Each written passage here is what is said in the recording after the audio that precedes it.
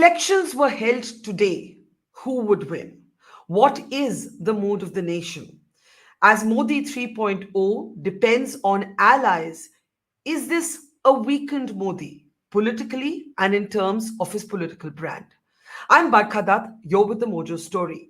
On the program today, we'll be talking in a moment from now to see voters Yashwant Deshmukh to ask the tantalizing question: has something changed since the 2024 verdict in the political mood of the country? There's a lot to talk about with imminent assembly elections, but on this broadcast, the first of our two-part series, we'll be looking at the findings of the India Today See Voter Mood of the Nation survey in terms of the national picture.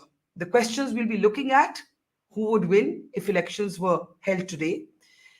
How would the BJP fare? How would the Congress fare? How would the two alliances fare, the NDA and the India bloc? And also in terms of personal popularity ratings, where does the Prime Minister stand? Where does Rahul Gandhi stand? And in terms of chief ministers, where does Yogi Adityanath stand, especially after what we saw unfold in Uttar Pradesh? So there's a lot to talk about. Let me introduce our guest, our newsmaker on the program today. I want to welcome back after a long time. We've been giving him a break, Yashwant Deshmukh. We always call him our favorite political pundit, and he's back with us after too long a gap. So, Yashwant, it's really good to have you back with us. Our viewers and all of us here have been missing you. So, welcome back. Thank you, Let me Bakar. start. Thank you, Yashwant. Let me start with the big picture. Usually, we build up to the best question, but in this case, we'll start with the question that everybody wants to know. अगर आज चुनाव हुए, if elections were held today, what would happen? And while Yashwant, as the slides come up, while there's a lot of talk in power circles, the government seems weaker. It's taken back some of its decisions, whether it's lateral entry to the UPSC, whether it's the broadcast bill, whether it's the Waqf issue going to a parliamentary panel. Before we look at these ratings, could I please have the slide on on who would win if elections were held today? Yashwant, that's what everybody wants to know. That has something really changed, or is this only in terms of media perception? Well, Barkha, the reason why we do Modo the Nation, regardless of the election cycle they happen or not, is precisely that to keep a track of what is happening and why it is happening.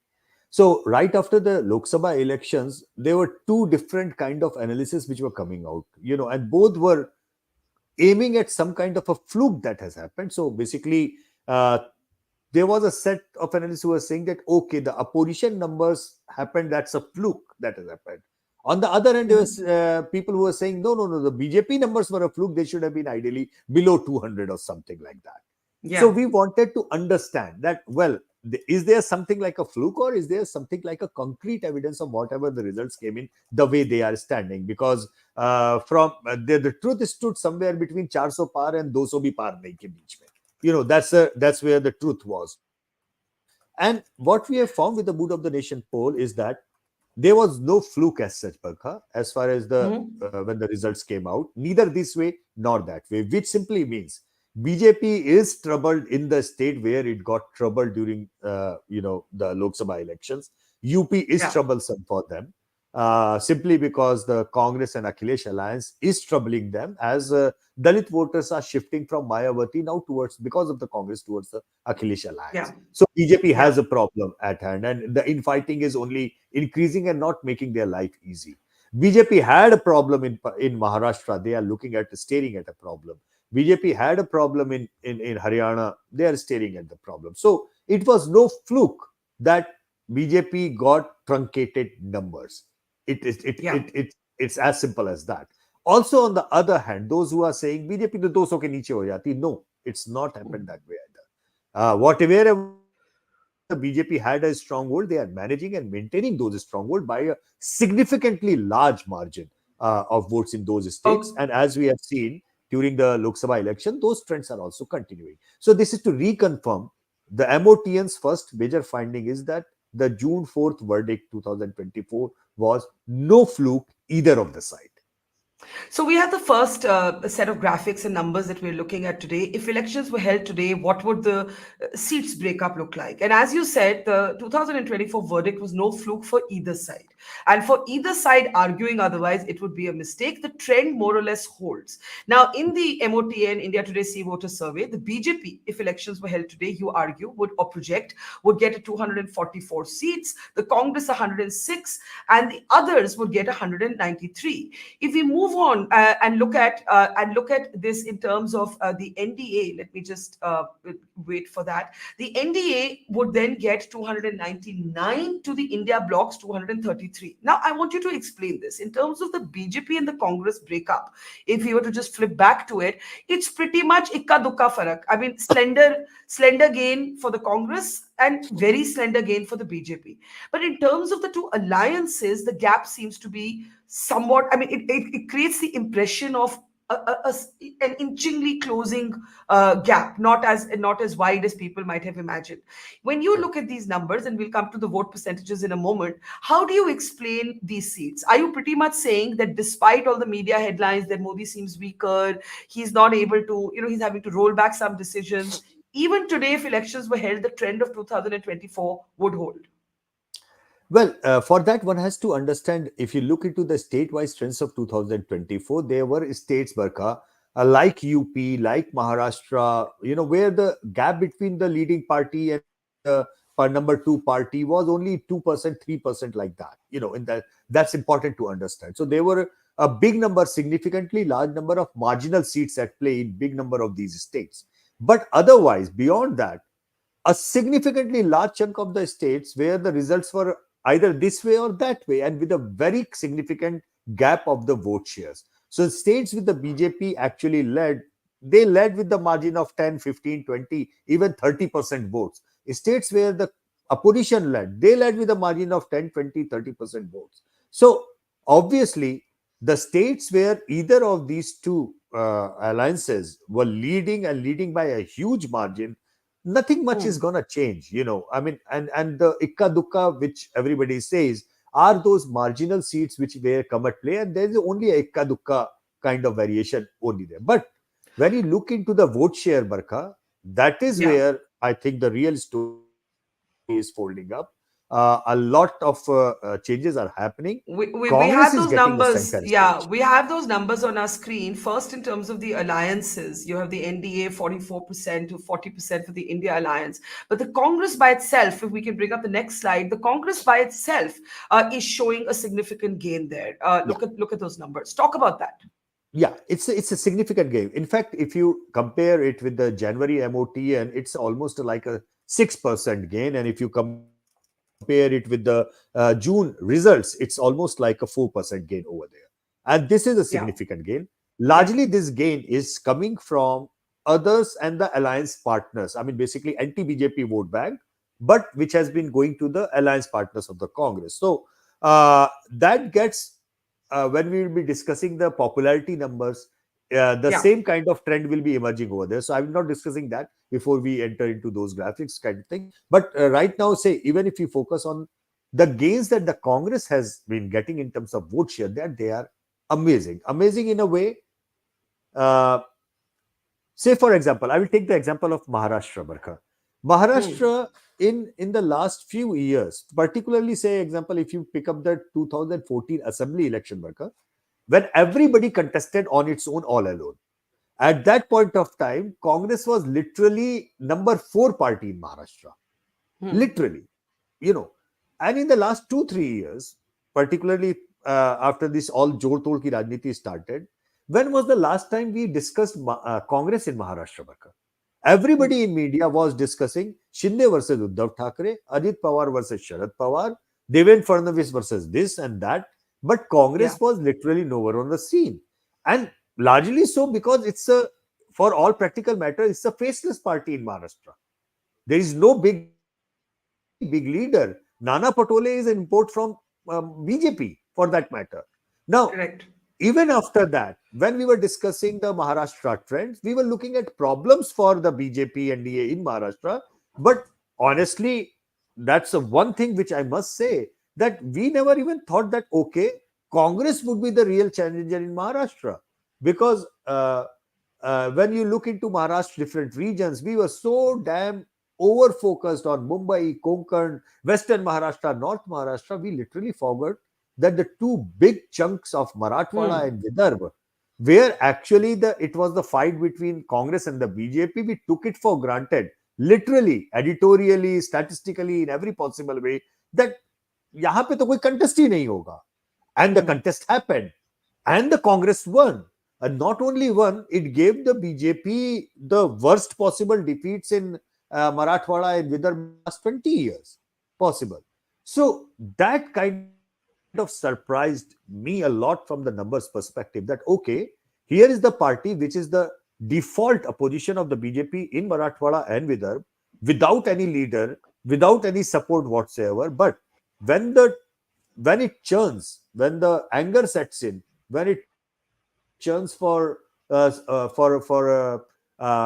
emotion of change or whatever, whichever way you explain that, then the party stands to gain in a Yeah. way that it is the default party to go to in these areas, as and when the wheels churn and people start saying that we want to change. So Congress gained, and gained Hmm. significantly, and those gains are now gaining up so much that we are looking at the assembly election where there is a very distinct possibility, Barkha, that BJP might emerge as a single largest party in terms of vote share, because it is a pan Maharashtra party now. But the Congress might emerge as the single largest Yeah. party in terms of seat share. You and never and and, know. and what happens after the assembly elections will also have an impact on national politics. Possibly you'll have to do another survey. In fact, the second part of this program with you on Monday will look at the states individually, but I want to now turn our focus to the popularity ratings. The question you asked is, who is most suited to be prime minister? If that question were in fact asked today, what would it look like? And those numbers are very interesting as they come up, Yashwant. There they are. The prime minister remains the overwhelming choice, but with a 6 point dip since your last survey, which was done in February before the general election verdict. Rahul Gandhi is still well behind, but his popularity is rising. That trend is very, Yeah. very clear. It's rising by 9 points since your last survey. He has come into a space that his critics never thought he would come into. He is now leader of the opposition, a 9 point gain. How do you look at this? These two numbers we see on our screen. Well, the way I look at it, I read the data, Barkha, it seems that there are two very, very significant trends are there. Number one, Congress has become the center of the opposition alliance. I mean, Congress is without any doubt, the core, what shall I say, kingpin, whichever way you look at it, the core of the opposition alliance in India. And Rahul Gandhi has become the core of Congress. So there is no Hmm. ambiguity anywhere, because on the screen when you see -6 and +9, it looks like as if those six have shifted towards this. It's not that simple. Those six Yeah. have shifted largely to don't know, can't say categories, and these +9 is largely coming from the numbers of Arvind Kejriwal and Mamta Banerjee, and their ratings have crashed big time, So, which hang on. You're saying that this shift or this dip in Mr. Modi's numbers and the rise in Rahul does not correspond to Modi voters moving to Rahul. That's yeah, not what we should interpret that's this not data to be. what is happening. No, that's Okay. not what is exactly happening. What is happening is that when 2 years 3 years back, Rahul Gandhi's numbers were really crashing down because he was literally inactive and not hitting the street or not doing anything. At that point of time, all these opposition alternatives, they were like going. And right after, I remember very clearly, right after the Punjab election verdicts, when we did the Hmm. MOT in Barkha, you remember Arvind Kejriwal's national numbers were almost at par with Rahul Gandhi, within Hmm. striking distance. And from there till now, I guess the biggest turnaround for Rahul Gandhi has been the Bharat Jodo Yatra, which we did the Hmm. tracker series on Bharat Jodo Yatra, That's and right. we were That's saying that right. it is going up.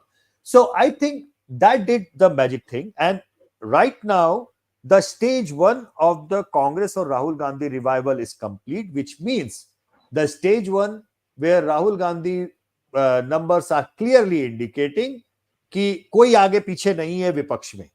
That is, he is Hmm. the numero uno as far as the opposition voters are concerned. And we also did ask among the opposition voters, among the opposition, for the opposition leaders, which one is the most suited one. And there, Rahul Gandhi's number was 49%. Yeah. And rest of the Yeah. opposition one numbers were roughly about 25%, and remaining don't know, can't say. So, as Yeah. far as the opposition voters and opposition leadership is concerned, it is very clear Rahul Gandhi has become the pole of that opposition thing, and he's gonna remain there. I don't see him going down, because I guess that he is now excited about the opportunities. He has seen very direct impact of hitting the ground.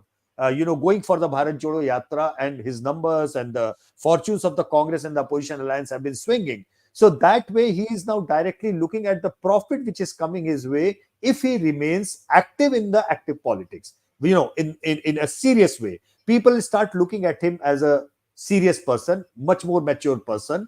And unlike the previous past, where it was very easy for the BJP and its IT cell to ridicule Pappu and Pappuism like that, Hmm.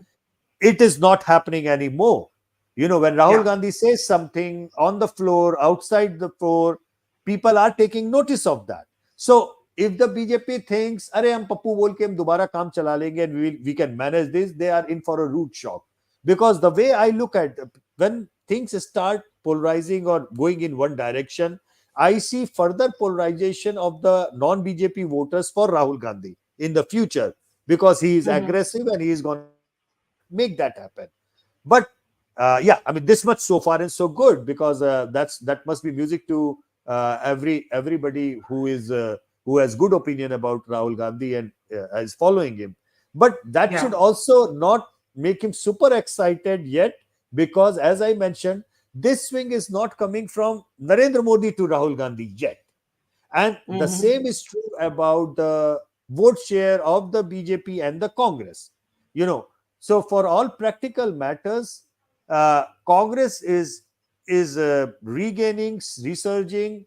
Rahul Gandhi is resurging and making their position of the numero uno opposition party of India. That part is good, but still there is a long way home for Yeah. them to start capturing the middle of the ground BJP voters swinging towards the Congress, or middle of the ground Modi supporters rather than swing them to Rahul Gandhi. That hissa, that part is an important part, is a difficult part, and that is where the Congress and Rahul Gandhi have to focus now. How concerned, before we move on to the next set of numbers, how concerned should the Prime Minister be about that 6 point drop since February? And the reason I ask is because 49% is a pretty high popularity rating in the third term of an incumbent Prime Minister. But there is a new reality, there is a new polity, and that is not just the fact that there is an aggressive new opposition, it is legislative breaks on the Modi government's work, right? In Parliament is where I think now the real hurdles are. Yeah, Uh, Something small like 45 vacancies for a UPSC lateral entry. I'm not right now getting into whether that's good or bad. I'm just yeah, saying what the government would have considered a yeah. very routine thing, which they did last year. Modi had to take that They back. That never directive asked. was Yeah. taken back. Yeah. So my question to you is how concerned, because like people are asking, okay, will this government last the full term? Will Chandrababu and Nitish allow it to last the full term? There are also internal rumblings, and we'll come to that in particular in Uttar Pradesh. How concerned should the Prime Minister be about that 6 point dip, given that right now, if you look at that slide, the gap between Modi and Rahul is big, but Rahul's on the rise and Modi's on the descent? I think they should be concerned, not hyper concerned, but yes, concerned, because as you just mentioned, 5 rollbacks in 3 months. How many rollbacks in the last 10 years we have seen? I guess that BJP has been more troubled in the parliament in the last 3 months than in totality in the last 10 years altogether. So obviously there are signs, there are problems, and they have to go about it more so, because there are big number of issues, Barkha, which are non-political of sorts in that way, but we do ask in the India Today MOTN, Yeah. and somehow the findings of those questions on emotive issues are some of them are should be concerning to the BJP, and some of them to the Congress or the opposition at large. For Yeah. example, there is a huge support for MSP to the farmers. Now this is an emotive issue. Huge support for changes and continuing, then only continuing the Agniveer Yojana. So Yeah. positive, but yet with a lot of checks in. So be it a question of armed forces, be it a question of farmers and agrarian crisis. An average Indian herd, Barkha, is not without a reason. Shastri ji gave the nara of Jai Jawan Jai Kisan, because he knew that an average Indian herd is very closely and emotively attached with these two causes. These two things, army and the farming thing, is a non-negotiable thing. So people do not know the fiscal implication of the MSP. They are not bothered when a lot of debates happened there, that do you even understand the fiscal implication? For them, they don't even know what MSP real is, the real Yeah. crisis or real issue is. For them, it is more of a thing.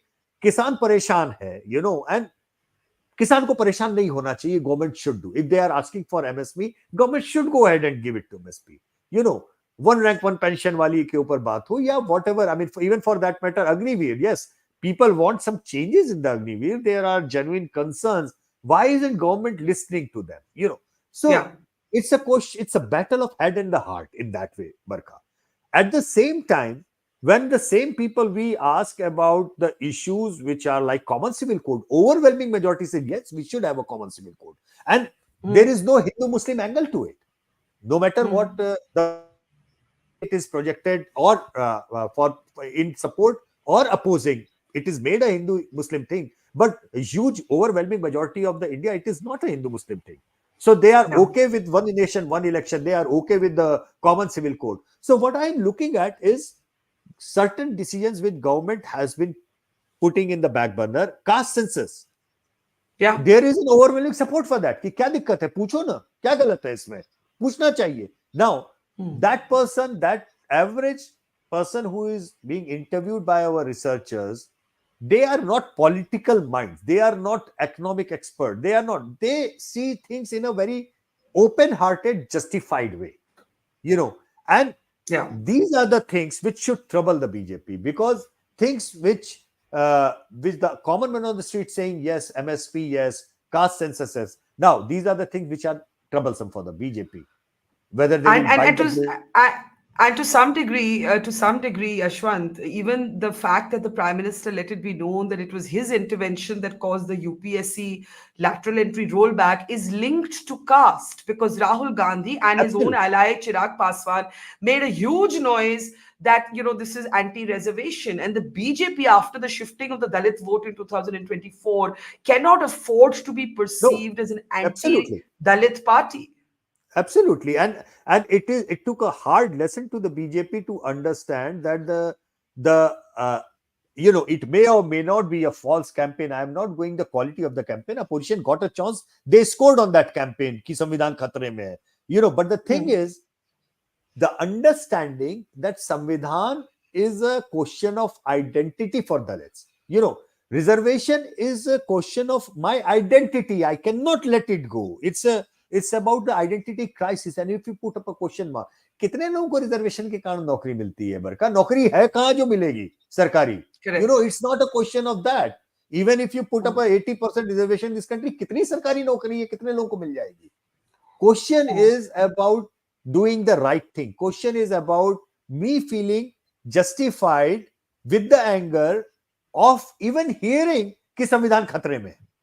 That if this That's happens, right. my identity crisis is going to be there. So it took a hard lesson to BJP to learn that okay, everything and every time they say something, it's not just that कि उन्होंने बोल दिया और लोगों ने ले लिया. Some things go deeper than what they think might hit, and it has hit them bad. So they cannot. Prime Minister is the kind of mature politician that he is. He learns very fast. He's not going to allow even a lateral entry thing to be snowballed into another Samvidhan Khatre mein kind of thing. That's why the rollback. Yeah. So I Very. that he Go has ahead. taken those lessons, but what exactly he's gonna do after that, I don't know yet. I mean, I have no idea how he's going to see this. Okay, ki 49 aa gaya, I am ahead, but he is a kind of a perfectionist that everybody tells that we have seen as media Yeah. person, that he would like to keep his numbers high. He would not take this, very comfortably. I think, in fact, the challenge for him, please correct me if you disagree or think I'm wrong, is to find a new story to tell in his third term, right? A lot of the stories feel like people have heard them before. Now, that takes us to the next very interesting question that your survey actually asks. Who after Modi in the BJP? Now, there would have been a time when it would have been unimaginable to actually ask this question. But the Prime Minister is going to turn 75 in the middle of his third term. And while Amit Shah has said on record that there's no question of him retiring, well, we don't know. Many things can happen in politics. And people have started asking, ki, bhai, Modi ji के बाद कौन है BJP में? Now, Yeah, these right. numbers are very interesting because while Amit Shah is always been considered the Chanakya, the Machiavellian backroom manager doing the number crunching, he's never actually been seen as the sort of political inheritor in terms of a public face. But your numbers, your respondents see him as the first choice, in a sense, to be the next man to lead the BJP. Talk about these numbers. Well, I think, Barkha, the BJP has a mix of two different kind of vote bank. One is the core Hindutva vote bank, and one is the non-Hindutva vote bank. Which the chunk which got attracted to the BJP as an alternative to the Congress, and a progressive center of the middle of the line voter, as you may say. So, Yogi Adityanath being seen as the next big thing in the BJP, his support base is coming from that core Hindutva view supporters. But Hmm. Nitin Gadkari, Amit Shah, Rajnath Singh, that set of name is coming from the BJP, which is more non-Hindutva kind of thing, but center of the line, and other issues and other derivatives which are important for them. So that's how it looks like at this point of time.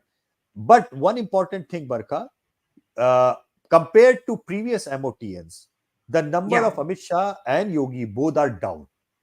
And that has largely to do with the outcome of the UP numbers. An average BJP supporter says कि मुंह का स्वाद खराब हो गया, because Hmm. that would be a very objective assessment for them, because uh, 35 seats drop in UP is what made the difference between BJP getting its majority and NDA getting 350. That Absolutely. so Yeah. the problem that Prime Minister is facing right now, if there is only one state that is responsible for that mess from his end, if you are the Prime Minister Modi and you look at your scenario, every time you have to roll back, the only thing Yeah. which will hit you, Barkha, ये UP का गड़बड़ नहीं हुआ था तो मुझे ये नहीं करना पड़ता. All right. So Yeah, that's very interesting because of your next finding. Who is the most popular chief minister in India, right? Now, from the beginning till now, and let's bring up the next slide, we've been talking about Uttar Pradesh being, in a sense, the problem child for the BJP. All of the knocks that the BJP has taken have been related to the outcome in Uttar Pradesh, right? right. And Yogi Adityanath still polls. Now, it's also important to say, and again, please correct me if I'm wrong, that these numbers where Yogi Adityanath is still the most popular chief minister is not within UP, it's across 30 states. Am I correct that these are respondents Across. So across? there are two Yeah, sets of, yeah, yeah, yeah. yeah, So we yeah. asked two questions, Barka, as you know it, Yes, that, one yes, we ask across India, who according to them is the most popular. And then the second question we ask, how do you rate your own chief minister? And that yeah, part, being on the real governance and everything, we'll make two different lists. So one list is overall like that, and one list from the actual performance of the chief minister. So Yogi Adityanath scores across India simply because BJP has a strong base across UP as well. UP is the yeah, most populous state. So in an all India sample, obviously UP samples have a larger stake, but also the fact that among the BJP chief ministers, an average BJP supporter actually pops up his name. So that is how his numbers go as a number one. But when you look into the but he is actual 12, but performing, he's 12 points down according to your survey. exact He's 12 points down from February. Yeah, he's 12 points down. Yeah, he's 12 points down from the February. And that's a very significant drop simply because a lot of people are looking at it that he could not win Uttar Pradesh. You know, Yeah, I mean, Uttar Pradesh failure is not just directed at Prime Minister alone. It's like when you were getting all the flowers of winning UP again, somewhere the buck is going to stop. Yeah, There were talks of murmurs of backstabbing, in-house yeah. fighting, all said and done. But largely speaking, people look at it that UP was lost, and because of UP lost, largely the BJP could not manage the majority So, so, and so, so, so, everything. the, so this next slide, which is his ratings in UP, is much more telling, right? So there is Yogi Adityanath as a figure nationally, where he towers over the other chief ministers. But if you look at these numbers, it's actually moved from 43% to 33%. Am I saying Exactly, this and right? that's concerning Yeah, because yeah, that makes him at number 9, because there are yes, 8 more chief ministers in India who are rated better by their population in their governance y- and their sense.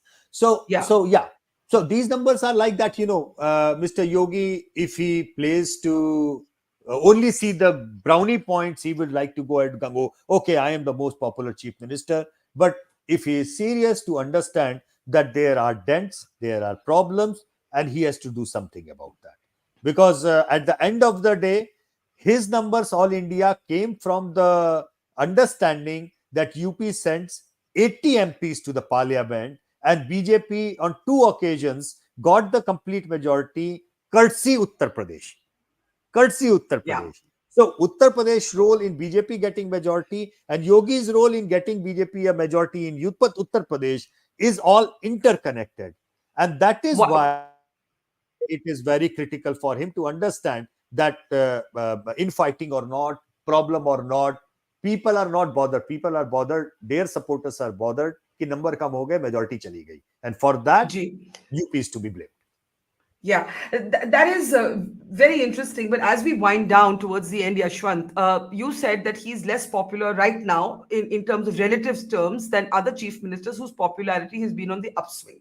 For many people, the surprise in the findings is Mamta Banerjee. The only reason that we're calling it a surprise is because of the rage that we have Obviously. seen in Kolkata after the horrific rape and murder of a young daughter. Now, So of just one course, small explanation, Barkha, because our field yes, work happened please. before the unfortunate incident of Kolkata. I am absolutely sure if we run this per survey again, Mamta's number would be taking a hit. We are actually, by the way, running another poll now on the unfortunate incident, not just the nationwide on Yeah. women's security, but also in West Bengal. I will share those numbers with you. But this MOTN fieldwork happened before the Kolkata incident happened. That is why her numbers are still up there. And honestly speaking, before this happened, she was pretty much popular. She swept the recent Lok Sabha elections. She defeated BJP left, right, and center in West Bengal. I mean, Yeah, but yes, these but it's numbers are to be but it's redone. but it's important to consider for a moment the Trinamool Congress, in some ways, after being absolutely silent, borderline callous, now being aggressive. Is it their calculation that this issue that has the country up in arms in the West Bengal context might be an urban issue and not a rural issue? Is that where they might be? Not that, I mean, I'm horrified that they will put it politically calculate the rape and murder of a young woman, but unfortunately it feels to me like maybe that's how they're thinking. I don't know, because many I of them think have the been quoting these numbers. political elite Yeah, of India is still unable to capture this phenomena that there is no urban-rural divide on certain issues. When I absolutely. say when our poll finds out 87% of people are supporting the farmers on MSP, do we have 87% farmers in this country? That support is coming from the urban areas. Yeah, Similarly, on a question like a gruesome rape and murder case, do they feel it is an urban phenomena and females in the countryside or males even in the rural area, they are not going to, fathers in the rural areas are not going to react to that?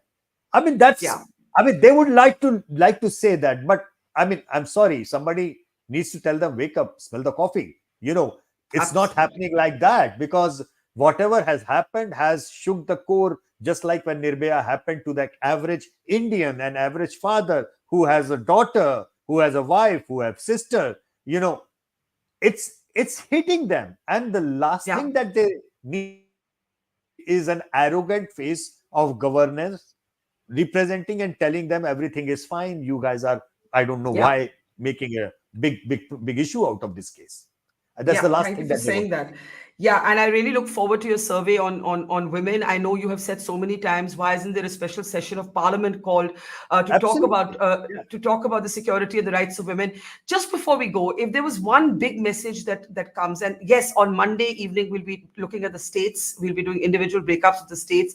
Today was the national picture. So before we go, if there's one big political message nationally that emerges from your survey, what would it be? I think that one-sided politics thing for the 10 years that we have been witnessing is gone. We are into a situation where people are realigning themselves very clearly, Yeah. and majority of the people of India are progressive, and they want people to work together in the right direction. So Yes. this MOTN very clearly says the pointers for the BJP to work on, pointers for the opposition to work on, both of them. But my fear is, Barkha, politicians being politicians, they will Hmm. only look at the glass half full from their side and glass half empty from the opposition side. Both ways, both the Absolutely. camps. That's the problem. People of this country are very clear what they want. Unfortunately, politicians think they know better than the people of this country what they want. And that is where I think the gap is.